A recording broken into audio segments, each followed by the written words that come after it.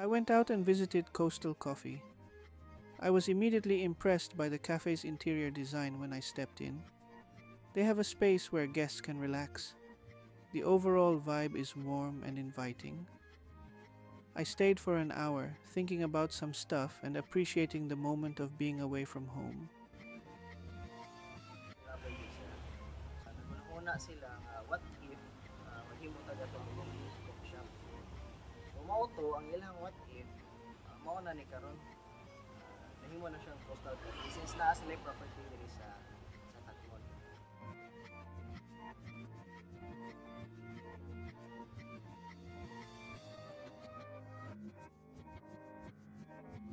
Ang personal favorite sa coffee is mocha latte.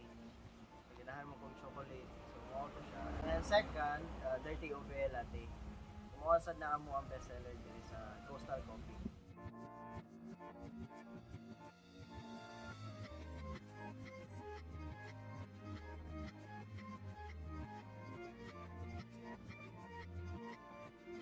Customer ba mag-order sa Americano, inyong i-inform? Amo na sila i-inform sir nga ang among Americanos isog-isog din na siya. It's either ice or hot. Black coffee din na siya.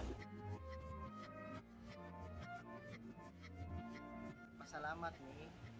Thank you continue sa inyong pag-visit diri sa Coastal Coffee.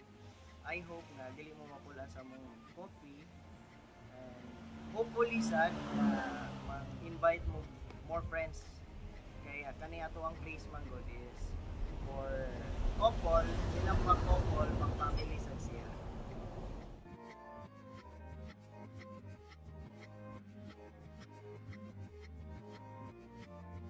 Na continuous gyapon lang ato ang connection me and sa employees and I hope na more improvement gyapon sa atong cafe and katong plan nato nga mag-expand sa laing branch sa Dalaget and sa Busay hopefully ato na siyang makabot.